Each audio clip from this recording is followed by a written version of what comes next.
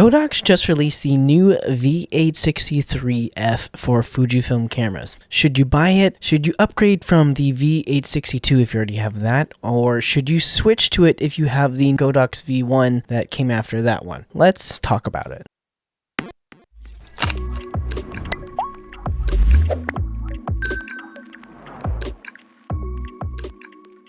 So first things first, let's talk about the differences between the V860ii, the older model, and the V860iii, the refresh. So the first thing is the new battery life. Similar to the Godox V1 battery, we have the Godox VB26A.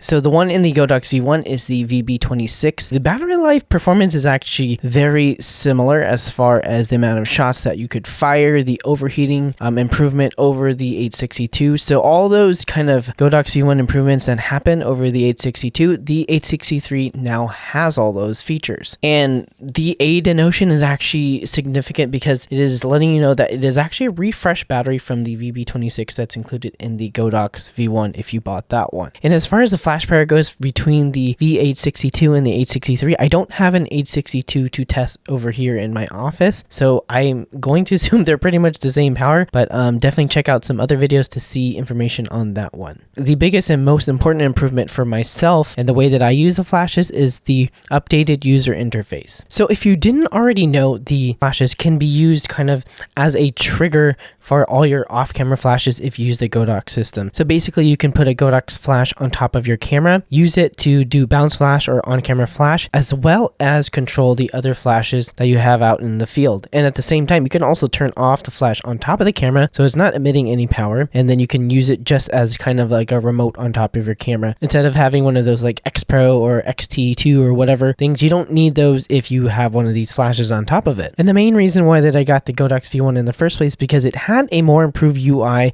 over the V862 as far as kind of like fewer button presses to control off-camera flashes, as well as the on-camera flash power and all that good stuff. Now the 863 adopted that UI from the Godox V1, so now they're pretty much matched in terms of usability. I basically shot an entire wedding with off-camera flash, 3 lights total actually, so it's a lot of lights that I was using. I was using the full capability of its off-camera flash kind of like remote capabilities, and I didn't miss a beat. I was switching between the Godox V1 and the 863, and the user experience and the button presses and the muscle memory was exactly the same. I didn't notice that I was using a different kind of flash. So it checks off that box for me as far as being ultra usable as far as those type of high pressure manual flash, off camera flash, 3 different channels situations. It's going to get the job done in that sense. And as far as its differences from the V1, we're going to get into that. So a few more improvements over the 862 is that it now has a kind of like video light or a modeling light. The interesting thing is the modeling light is on the front.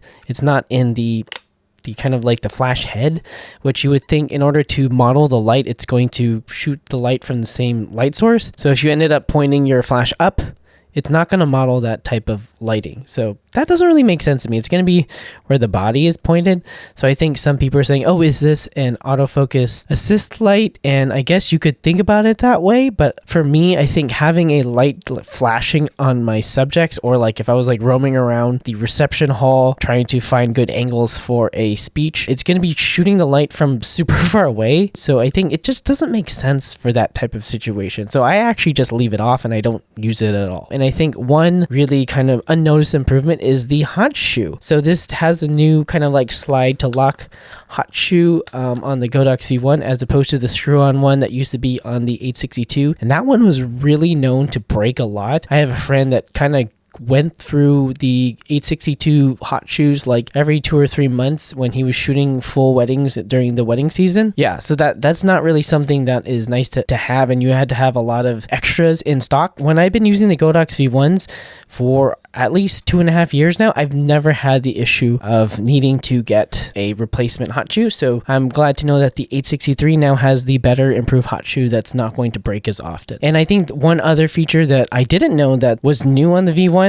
I just thought it was always there in all the Godox flashes, but is the channel scan. So the 862 did not have the RF channel scan, which basically lets you surf kind of like the area and find like the most reliable channel to use your off-camera flashes with that doesn't have interference. Now the 863 has a channel scan, so if you're having issues on the 862 with your reliability, this is going to be kind of like a good thing to have. Now let's talk about the Godox V1 in comparison to the 863. And if you haven't seen my comprehensive Godox V1 review, please check it up, linked up above or down in the description below. I talk about everything as far as switching over to Godox and using that for my Fujifilm system, switching from the cheaper Yongnuo flashes, as well as, all the different situations that I use flash. So if you want to know more about how I actually use flash on camera, check that out, just knowing that now the 863 exists now. So in comparison to the Godox V1, here is what I kind of observed. First, again, the controls are practically exactly the same in practice. I was using one on each camera during a wedding and I didn't miss a beat. So that is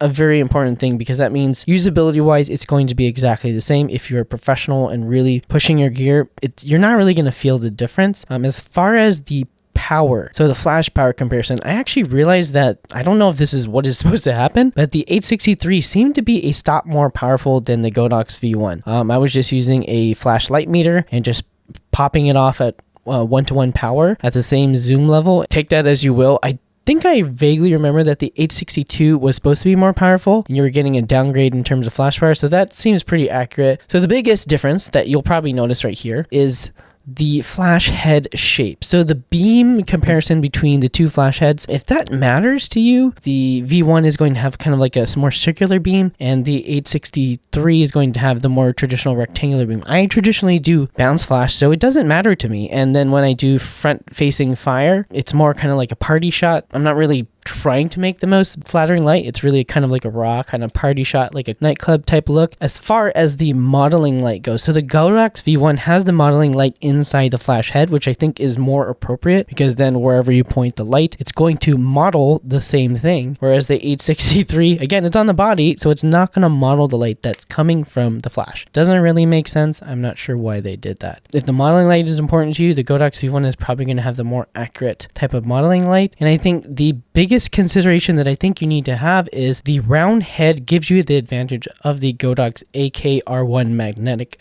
accessories. As you can see here, I just gaff tape stuff to my flash. I'm not that big into aesthetics when I'm working, just into usability, and every time I use the flashes, they're always inside the reception hole, and 95% of my receptions have tungsten lighting in it, so I just have it taped on and never really take it off. But if you want to use those magnetic heads from Godox, they're actually much cheaper than the competitor Magmod. Then definitely go for the V1, because you can use those magnetic accessories. You can use them on the AD100 if you have that, and all the other type of round head flashes that are off-camera flash. But if you want to use Magmods, or you already use Magmods, like the Mag Sphere or the Mag Bounce, all those things, the 863 is probably going to be the one that you want. I actually was wanting to go to Magmod at some point, but I never did, because I just knew that it didn't fit well on the V1s that I had two of already, so I just never went down that route. I used a Rogue Flash Bender for those situations where I can't bounce off of a ceiling or a wall. But yeah, if you're into the Magmod system, you already have it, the 863 is going to be a very good, I think, upgrade, especially if you're a wedding professional, because you're going to get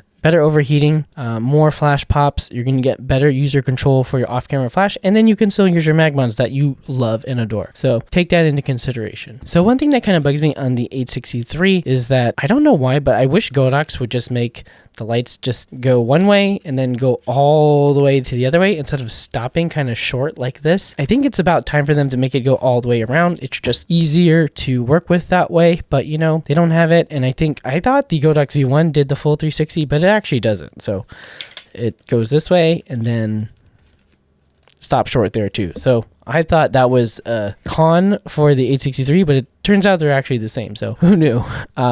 So if you are in the market for a new flash for your Fujifilm system that is more higher powered, if you don't really know if you need flash, I really highly recommend looking at the V350F or the TT350F. Those are really full featured, off-camera flash compatible, and it's not as powerful, so it's perfect for like indoor situations if you want to start getting into flash. But if you know you need the power, you're gonna work in like higher ceilings, off-camera flash, a lot of shots, parties, events, that kind of thing, then which flash should you get? So the price difference kind of varies. So we have the V1 at $259 US, the 863 at $229, and the 862 at $179. I think if you just want the raw functionality of it, you're going to use it off camera, or you don't really care about all the features that I just shared for the 863, then $179 is a great deal. But if you want to get a little bit more reliability, better controls, a little bit more features, $229 seems like great, especially I think because you're getting more battery life. And I think that's a good thing. And then the biggest difference between the V1 and the 863 is going to be, do you want to use the magnetic accessories? Do you care about the round head? Do you really prefer a modeling light? If those things sound like something you want, $259 is the V1. I think if this 863 was out in the market when I switched to Godox, I probably would have just been with the 863, not with the V1, because I don't care about the round head at all. And I actually don't like it because it makes all the accessories harder to fit on it. So my name is Reggie Ballesteros. If you liked this video, give it a thumbs up. If you loved it, please subscribe to the channel for more Fujifilm or photography videos every single week. And if that's too long for you, please follow me on Instagram at ReggieBPhoto, as I'm always making new tips, tricks, and tutorials every single day on there. All right, that's it for me. Remember to get out, go shoot, and I'll catch you all in the next one.